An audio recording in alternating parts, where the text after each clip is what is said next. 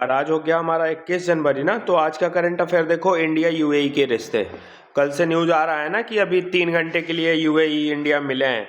तो क्या क्या बात हुई है देख लेते हैं। तो पहला तो ट्रेड को लेकर बात हुई है कि दोनों देशों ने बोला है कि वो अपने बायलैटरल ट्रेड को 2032 तक डबल करेंगे। ठीक, मतलब अभी जितना हो रहा है उसके कंपैरिजन में डबल कर लेना है। कब तक? 2032 तक।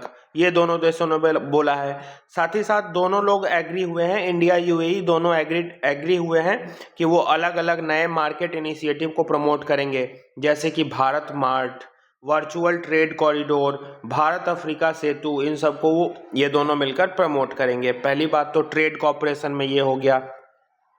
आगे देखो, अब एक बात याद रखना तुमको, हम दिसंबर में ही एक वीडियो डाले थे शांति एक्ट। शांति एक्ट याद आ रहा है, जिसमें बताए थे कि अब प्राइवेट प्लेयर्स एनर्जी, ये न्यूक्लियर एनर्जी बनाएंगे, न्यूक्लियर एनर्जी सिविल यूज के लिए। याद आ रहा है? प्राइवेट प्लेयर्स को अलाउ किया जाएगा इस एक्ट से। तो ये एक्ट अब आ चुका है, दिसंबर में ही पास हो गया था। तो इंडिया यूएई के बीच सिविल न्यूक्लियर कॉपरेशन भी हुआ है, जिसमें स्मॉल मॉड्यूलर रिएक्टर्स बनाए जाएंगे, न्यूक्लियर सेफ्टी का ध्यान रखा जाएगा, ये भी पार्टनरशिप हुई है। और देखो, तो आर्टिफिशियल इंटेलिजेंस और टेक्नोलॉजी में भी दोनों कोलैबोरेट कर रहे हैं। सुपर कंप्यूटिंग क्लस्टर्स दोनों मिलकर बनाएंगे। एआई इंडिया मिशन जो हमारा चल रहा है, इसी के अंडर ये बनाया जाएगा, तो इसमें भी यूएई और इंडिया कोलैब करेंगे। और देखो, दोनों ने बोला है कि डिजिटल डाटा एम्बेसीज भी सेटअप करेंगे, मतलब डिजिटल डाटा एम्बेसीज सेटअप करेंगे जिसमें क्रिटिकल इंफॉर्मेशन स्टोर्ड रहेंगी। ठीक, और देखो, डिफेंस पार्टनरशिप तो हम पहले से ही जानते हैं इंडिया यूएई का ठीक ठाक चलता है, और इसको मजबूत करना है, कॉपरेशन करना है टेक्नोलॉजी में, ट्रेनिंग में, साइबर डोमेन्स में, साइबर सिक्योरिटी में, इन सब में कॉपरेशन करना है। एनर्जी सप्लाईज में देखो, तो sale and purchase agreement sign किया गया है, और ये बोला गया है कि UAE liquefied natural gas supply करेगा 10 सालों तक इंडिया को। ठीक, तो यूएई ने क्या बोला है कि 10 सालों तक हम एलएनजी सप्लाई करेंगे इंडिया को under sale and purchase agreement. ठीक, फिर और देखो, कुछ अब हिस्टोरिकल फैक्ट देख लो। यहां तक की बात तो अभी जो कल मीटिंग हुआ है उसमें बोली गई थी। अब 2022 में दोनों लोग सेपा साइन किए हुए हैं, comprehensive economic partnership agreement. UAE जो है वो इंडिया का 3rd लार्जेस्ट ट्रेडिंग पार्टनर है और 2nd लार्जेस्ट एक्सपोर्ट डेस्टिनेशन है। मतलब हम सबसे ज़्यादा जो एक्सपोर्ट कर रहे हैं उसमें दूसरे नंबर में यूएई आता है। ठीक, और ट्रेडिंग पार्टनर अगर इंडिया का ओवरऑल देखें तो 3rd लार्जेस्ट दुबई है। तो उस पर्सपेक्टिव से भी ये यूएई हमारे लिए बहुत क्रूशियल है। यूएई और इंडिया के बीच कल्चरल और डायस्पोरा का भी लिंकेज है। कल्चरल लिंकेज है ना, इस्लामिक फैक्टर। इंडिया में इस्लामिक पॉपुलेशन है, दुबई ये यूएई में भी इस्लामिक पॉपुलेशन है। डायस्पोरा, हमारे बहुत सारे माइग्रेंट्स वर्कर्स दुबई जाकर काम कर रहे हैं। हमारे बहुत सारे इस्लामिक पॉपुलेशन दुबई घूमने जाते हैं, मक्का मदीना, यूएई, इन सब वाले रीजन में, है कि नहीं? तो कल्चरल और डायस्पोरा का भी बहुत रिच कनेक्शन है। कल्चरल में इस्लामिक फैक्टर आ जाएगा, डायस्पोरा में हमारी बहुत सारी पॉपुलेशन यहाँ काम कर रही है। फिर से दोनों देशों ने साइबर और एआई कॉपरेशन पे भी बात की है कि हमको अपना साइबर सिक्योरिटी और आर्टिफिशियल इंटेलिजेंस में कॉपरेशन को इन्हेंस करना है, क्योंकि आज के टाइम पे साइबर सिक्योरिटी और आर्टिफिशियल इंटेलिजेंस ही सबसे ज़्यादा ग्रो कर रहा है। साथ ही साथ यूएई ने और एक चीज बोल रखी है कि इंडिया को वो हेल्प करेगा ताकि इंडिया अपना स्ट्रेटजिक पेट्रोलियम रिजर्व्स को और मजबूत कर ले, पेट्रोलियम रिजर्व्स को और हम स्ट्रॉन्ग कर ले। तो ये सब बात बोली गई हैं, बेनिफिट्स, सिग्निफिकेंस, फायदे, कॉपरेशन, ये सब है। ठीक, अब चैलेंजेस देखो। चैलेंजेस ये कि ट्रेड इम्बैलेंस है, इंडिया इंपोर्ट ज़्यादा कर रहा है, क्रूड ऑयल पे डिपेंडेंट है यूएई के लिए। फिर से नॉन टैरिफ बैरियर्स लगते हैं, जैसे कि sanitary and phyto sanitary barriers तुमको हम एग्रीकल्चर में करा चुके हैं, उस ग्राउंड्स पे इंडिया का एक्सपोर्ट रिजेक्ट हो जाता है। वेस्ट एशिया में अभी इंस्टेबिलिटी चल रही है। वेस्ट एशिया कराए हुए हैं ना, ईरान जब कराए थे, तो मैप ध्यान में आ रहा है, ये हमारा इंडिया है और ये ऐसे आगे बढ़ते हैं, तो ये वाला जो रीजन यहाँ पे आता है ये वेस्ट एशिया है। ये पूरा वेस्ट एशिया है, इसी में ईरान यूएई सब कराए थे, और इसी के नीचे अफ्रीका आता है, इसी के नीचे ये अफ्रीका है। और इधर चले जाते हैं तो इंडो पैसिफिक, फिर चाइना, ऊपर जाएंगे तो यहाँ पाकिस्तान, अफगानिस्तान, सेंट्रल एशिया। तो ये वेस्ट एशिया में अभी इंस्टेबिलिटी बहुत मची हुई है। देखो कैसे, इजराइल गाजा का कॉन्फ्लिक्ट, इजराइल ईरान का कॉन्फ्लिक्ट, ईरान यूएसए का कॉन्फ्लिक्ट, और बताते हैं, और सुनो, और सीरिया में गवर्नमेंट गिर गई, सीरिया में गवर्नमेंट गिरी हुई है। तो ये सब चैलेंजेस हैं वेस्ट एशिया में। वेस्ट एशिया बहुत इनस्टेबल हो चुका है अभी और काफ़ी वल्नरेबल है, यहाँ पे क्योटिक एक्टिविटीज़, क्योस बहुत ज़्यादा है। तो और यूएई जो है ये वेस्ट एशिया का ही पार्ट है, तो ये एक बड़ा कंसर्न है कि वेस्ट एशिया में इंस्टेबिलिटी है। चाइना का इन्फ्लुएंस, दुबई के रिश्ते, यूएई के साथ रिश्ते में चाइना भी बहुत आगे बढ़ रहा है, चाइना का भी इन्फ्लुएंस है, ये भी एक चैलेंज है। आज के टाइम पे यूएस भी अनप्रिडिक्टेबल चल रहा है और यूएस के भी रिश्ते ठीक ठाक हैं यूएई से, ये भी एक चैलेंज है। और इंडिया के डायस्पोरा प्रोटेक्शन का भी एक चैलेंज है। डायस्पोरा मतलब हमारी जो पॉपुलेशन दुबई में रह रही है, दुबई यार बार बार काहे बोल दे रहे हैं, हमारी जो पॉपुलेशन बार बार यूएई में रह रही है, या फिर हमारे जो माइग्रेंट वर्कर्स जाकर यहाँ काम कर रहे हैं, इनका एक्सप्लॉयटेशन ना हो, इनके राइट्स को प्रोटेक्ट किया जाए, इनके साथ कोई एट्रोसिटीज़ ना हो। तो ये एक चैलेंज है जहाँ पे कभी कभी कमी देखने को मिल जाता है। ठीक, तो इस चैलेंज को दूर करने की ज़रूरत है। अब सॉल्यूशन बताओ क्या होगा? इकोनॉमिक पार्टनरशिप को स्ट्रेंथन करते रहो, बायलैटरल एंगेजमेंट स्ट्रैटेजिक लेवल पे करो। स्ट्रैटेजिक बायलैटरल एंगेजमेंट मतलब हम दोनों का फ़ायदा टॉप प्रायोरिटी पे होगा, यूएई और इंडिया का फ़ायदा टॉप प्रायोरिटी पे होगा, बियॉन्ड एनी इंटरनेशनल प्रेशर। ठीक, तो बायलैटरल एंगेजमेंट करो, कल्चर को और पीपल टू पीपल टाइज को प्रमोट करते हुए रिश्ता और मजबूत करो। देखो कल्चर, यूएई के साथ हमारे कल्चरल लिंकेज बनेंगे इस्लामिक फैक्टर को लेकर। पीपल टू पीपल कनेक्टिविटी है ही, क्योंकि टूरिज्म बहुत अच्छा होता है।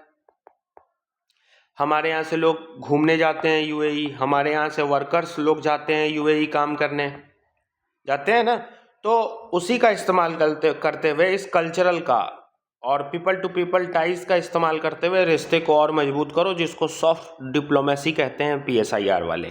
ठीक, और देखो सेफ्टी और प्रोटेक्शन इंश्योर करो इंडियाज डायस्पोरा का, ये यूएई के साइड से होना चाहिए। टूरिज्म और इन्वेस्टमेंट प्रमोट करते रहो, ये सॉल्यूशन हो गया। इंडिया यूएई के रिश्ते कंप्लीट। चैलेंजेस देख लिए, वे फॉरवर्ड देख लिए, अभी क्या क्या कहानी हुई है वो देख लिए। देखो ये पूरा अभी की कहानी कि अभी की मीटिंग में क्या क्या बोला गया है, चैलेंजेस देख लिए, चैलेंजेस का सॉल्यूशन देख लिए। दुबई कंप्लीट, यूएई कंप्लीट, आगे बढ़ते हैं। अब देखो बगरुम्बा डांस, ये बगरुम्बा डांस कहाँ का है भैया? तो अभी मोदी जी ना इस बगरुम्बा डांस को अटेंड करने गए थे, घूमने गए थे। ठीक, तो ये बगरुम्बा डांस जो है ये बोडो कम्युनिटी का है जो आसाम में रहती है। तो आसाम का डांस है, कौन लोग करते हैं? बोडो कम्युनिटी वाले लोग करते हैं। और ये जो डांस है इंस्पायर्ड है नेचर से, मतलब अर्थ से, नेचर से इंस्पायर्ड है, जो कि क्या सिंबलाइज करता है? ब्लूमिंग ऑफ फ्लावर, एक फूल खिलता है ना, तो उसी को ये डांस सिग्निफाई कर रहा है। रिफ्लेक्ट करता है harmony between human and nature, कि हार्मोनी बनी रहे ह्यूमन एंड नेचर, उसी को ये रिफ्लेक्ट कर रहा है। इसको ग्रुप्स में परफॉर्म किया जाता है और मेनली जो मेन परफॉर्मर होते हैं वो यंग बोडो वुमेन्स होती हैं। मेंस जो होते हैं वो म्यूज़िक एड देते हैं, मतलब गाना वाना, ये मतलब म्यूज़िकल बैकग्राउंड म्यूज़िक जो चलता है ना वो मेन लोग देते हैं, और जो मेन परफॉर्मर है वो फीमेल्स होती हैं, यंग बोडो वुमेन्स होती हैं। अब एक फैक्ट ध्यान रखना, बविसागु, ये बविसागु क्या है? तो ये बोडो लोगों का नया साल है, इसी दिन बोडो लोग नया साल मनाते हैं। और एक है दोमासी, ये भी बोडो लोगों का फेस्टिवल है। तो इन दोनों त्योहारों में ये बगरुम्बा डांस परफॉर्म करते हैं बोडो कम्युनिटी वाले। ठीक, चलो तीसरा न्यूज़ देखो, आर्टिफिशियल इंटेलिजेंस इन पुलिसिंग। हमारी पुलिस सेक्टर है ना, पुलिस रिफॉर्म की हम बात करते हैं ना, आज से 3-4 महीने पहले एक टॉपिक तुमको हम कराए थे ना, कस्टोडियल डेथ उसमें भी पुलिस रिफॉर्म का टॉपिक कराए थे, याद आ रहा है? कोई बात नहीं, जिनका छोटा है रिवीजन में अभी हो जाएगा। तो अब टेक्नोलॉजिकल रिवॉल्यूशन हो रहा है, आर्टिफिशियल इंटेलिजेंस, साइबर सिक्योरिटी इतना बढ़ गया है, तो आर्टिफिशियल इंटेलिजेंस को इंडियन पुलिस में इनकॉर्पोरेट करने की जरूरत है। तो Indian police system evolving with integration of AI and cyber technology, हमारा इंडियन पुलिस सिस्टम इवॉल्व हो रहा है जिसमें हम आर्टिफिशियल और साइबर टेक्नोलॉजी का इंटीग्रेशन कर रहे हैं। ठीक बात है, एग्जाम्पल देखो कैसे कर रहे हैं, जैसे कि सेफ सिटी प्रोजेक्ट दिल्ली में चलाया जा रहा है जिसमें हम एआई मॉड्यूल का यूज़ करके पुलिसिंग कर रहे हैं। महाक्राइम ओएस एआई सिस्टम महाराष्ट्र में चलाया जा रहा है जिससे हम प्रिडिक्टिव एआई का यूज़ करेंगे, ये इनिशिएटिव ध्यान रखना। ड्रोन का डिप्लॉयमेंट किए हैं दिल्ली पुलिस को। फिर से सोशल मीडिया मॉनिटरिंग हम कर रहे हैं, बेंगलुरु पुलिस ये चला रही है। तो अलग अलग इनिशिएटिव हम चला रहे हैं, ठीक, to promote artificial intelligence, cyber security in policing for more smooth and efficient police sector या पुलिस रिफॉर्म। अब की पिलर्स देख लो, ये जो डिजिटल टेक्नोलॉजी आ रहे हैं इसका की मेन पिलर्स क्या क्या है। तो फेशियल रिकॉग्निशन हो, अगर हमारे पास किसी की फोटो है, ब्लर्ड फोटो भी है और सामने वही इंसान है, तो फोटो अगर मैच कराना है तो एआई से या फिर टेक्नोलॉजी का इस्तेमाल करके हम फेशियल रिकॉग्निशन कर सकते हैं। प्रिडिक्टिव पुलिसिंग कर सकते हैं। प्रिडिक्टिव पुलिसिंग मतलब एआई हमको हॉटस्पॉट बता सकता है कि कौन सा एरिया क्राइम प्रोन है, क्राइम प्रोन एरिया हम आइडेंटिफाई कर सकते हैं, और भी चीज़ें आइडेंटिफाई कर सकते हैं। मैप, कोई अगर कोई अगर टेररिस्ट का या फिर कोई अगर क्रिमिनल का हाइड आउट है कि यहाँ पे 10 क्रिमिनल जमा हैं जंगल में, नक्सल लोग जमा हैं, तो पुलिस इस जंगल का एरिया मैप निकाल सकती है ना प्रिडिक्टिव पुलिसिंग से, एआई से, कि कौन कौन से ये रास्ते से हम जा सकते हैं। आजकल वो हो रहे हैं, इस्तेमाल किए जा रहे हैं। तुमको एक बात जानकर शॉक्ड होगा, 2000 मैं साल बोल रहा हूँ, पार्लियामेंट अटैक जब हुआ था ना, पार्लियामेंट पे हमला, वो जो टेररिस्ट आए थे इंडिया के पार्लियामेंट पे अटैक किए थे, उस टाइम पे वो सोचो कितना पुराना ये अटैक है, इस टाइम पे जीपीएस मैप का इस्तेमाल किए थे टेररिस्ट रेकी करने के लिए। पार्लियामेंट के एग्जिस्ट और एंट्रेंस को आइडेंटिफाई करने के लिए, इस पार्लियामेंट बिल्डिंग के अंदर का पूरा एरिया मैप करने के लिए जीपीएस मैप का यूज़ किया था उन टेररिस्ट ने, आज से उतना साल पहले सोचो। तो उस टाइम पे जब किया जा सकता है तो आज तो ये चीज़ की ही जा सकती है, ठीक ना। वो बिल्कुल इन्वेस्टिगेशन रिपोर्ट में है, वो तुमको हम ये मन से नहीं बता दिए हैं कि जीपीएस का यूज़ किए थे। इन्वेस्टिगेशन एफआईआर में वो दिल्ली पुलिस जो चार्जशीट बनाई थी उसमें वो था कि जीपीएस मैप का वो लोग इस्तेमाल किए हैं पार्लियामेंट की रेकी करने में। तो predictive policing, facial recognition technique, biometric data collection, वो जो उंगलियों का निशान सीआईडी में कलेक्ट होता है ना, कि ऐसे शीशे पे हाथ रखो तुम्हारा डाटा कलेक्शन हो गया, फिंगरप्रिंट, उस टाइप का कुछ समझ लो। यूनिफाइड डाटा सिस्टम बनाना है। अब देखो, ये है हमारा एमपी, ये है हमारा दिल्ली, ये है पंजाब, ये है यूपी। अब यहाँ से क्रिमिनल क्राइम किया, भाग गया दिल्ली, दिल्ली से भाग गया पंजाब, पंजाब से फिर भाग गया कहीं किसी और शहर, छत्तीसगढ़, छत्तीसगढ़ से पहुंच गया एमपी। क्राइम यहाँ हुआ है, ट्रैक करने में कितना दिक्कत होगा। तो सीसीटीएनएस एक ऐसा नेटवर्क है जो सारे पुलिस स्टेशन को इंडिया के कनेक्ट करके रखता है। सीआईडी में तुमने देखा होगा ना, वो कहता है कि निकालो यार जरा इसका, देखो ये हमारे डाटाबेस में है कि नहीं, तो वो पूरा मुंबई का और ऑल ओवर इंडिया का डाटाबेस दिखा देता है ऐसे पर ऐसे स्क्रीन पे कि नहीं नहीं इसका शकल तो मिल ही नहीं रहा है हमारे डाटाबेस से। तो सीसीटीएनएस वैसा ही कुछ डाटाबेस है जो ऑल ओवर इंडिया के पुलिस सिस्टम को ये यूनिफाई करके रखेगा। ये भी करा चुके हैं, मल्टीपल टाइम किए हैं, अभी जून के रिवीजन में ये आएगा, ये कराए हुए हैं, हम वीडियो भी रिकॉर्ड किए हैं, तो हम कल ही परसों देखे हैं। मल्टीपल टाइम सीसीटीएनएस नेटवर्क किया हुआ है, ठीक, ये इम्प्लीमेंट हो चुका है। अब इसके बेनिफिट्स देखो कि हम टेक्नोलॉजी एआई को इम्प्लीमेंट करेंगे पुलिसिंग में, तो बेनिफिट्स क्या क्या होंगे। तो ये कॉस्ट इफेक्टिव होगा, एरर्स को कम करेगा, इन्वेस्टिगेशन टाइम को कम करेगा, वुमेन सेफ्टी इन्हेंस करेगा, ट्रांसपेरेंट होगा, और रिसोर्सेज का हम ऑप्टिमम यूटिलाइजेशन करेंगे, क्योंकि हमारे पास पुलिस फोर्स तो लिमिटेड है ना, तो उसका बेस्ट यूटिलाइजेशन हम करेंगे एआई की एड से, टेक्नोलॉजी की एड से। लेकिन चैलेंजेस भी हैं। चैलेंजेस ये हैं कि हमारे पास ट्रेंड प्रोफेशनल्स ही नहीं है, ट्रेंड पुलिसमैन ही नहीं है उतने, एआई की स्किल्स जिनको हो, जिनको टेक्नोलॉजी का स्किल हो, उनको वही नहीं पता है। इंफ्रास्ट्रक्चर अभी भी नहीं है बहुत सारे पुलिस स्टेशन और नेटवर्क्स में। प्राइवेसी कंसर्न आ जाएगा और एआई की अपनी बायसनेस है। एआई हमेशा ट्रू नहीं होता है, एआई बायस होता है। ये तो हम आर्टिफिशियल इंटेलिजेंस के ही चैलेंज में पढ़ते हैं, तो ये भी एक चैलेंज आ जाएगा। तो ये कुछ चैलेंजेस हैं। अब इसका सॉल्यूशन बताओ, तो भैया ट्रेनिंग प्रोवाइड करो, स्किल प्रोवाइड करो पुलिसमैन्स को, इंफ्रास्ट्रक्चर डेवलपमेंट करो, सिक्योरिटी और प्राइवेसी को इंश्योर करो, प्राइवेसी सिक्योर करो और ओवर डिपेंडेंस को रिड्यूस करो। ठीक है, आर्टिफिशियल इंटेलिजेंस का एड लो, हेल्प लो, बिल्कुल इसको इम्प्लीमेंट करो, लेकिन इसी पे ओवर डिपेंडेंट मत होना, नहीं तो रिस्क है। ठीक, अब देखो पुलिस रिफॉर्म का एक और डायमेंशन, पुलिस सिस्टम और आर्टिफिशियल इंटेलिजेंस और टेक्नोलॉजी, कौन कौन से इनिशिएटिव्स चल रहे हैं, किस किस स्टेट में चल रहे हैं, वो करा दिए। अब टेक्नोलॉजी के क्या क्या पिलर्स होंगे पुलिसिंग में, वो करा दिए कि इन इन पॉइंट पे काम हो सकता है। बेनिफिट क्या होगा, चैलेंजेस क्या होगा, वे फॉरवर्ड क्या होगा। कहानी कंप्लीट। कॉपर, छोटा सा न्यूज़ है। कॉपर हम जानते हैं, कॉपर वायर ये सब तुमने देखा होगा। तो कॉपर आज के टाइम पे ना बहुत क्रूशियल है टेक्नोलॉजिकल इंडस्ट्रियल रिवॉल्यूशन 4.0, जिसको हम टेक्नोलॉजिकल रिवॉल्यूशन भी कह रहे हैं। आने वाला जो रिवॉल्यूशन अभी हो रहा है वो क्या रहा है, मतलब ऑलमोस्ट ऑन फेज में, हम ट्रांजिशन फेज में चल रहे हैं। टेक्नोलॉजिकल रिवॉल्यूशन जो हो रहा है ये इंडस्ट्रियल रिवॉल्यूशन का ही तो चौथा वर्जन है। अब तो टेक्नोलॉजिकल रिवॉल्यूशन ही होना है।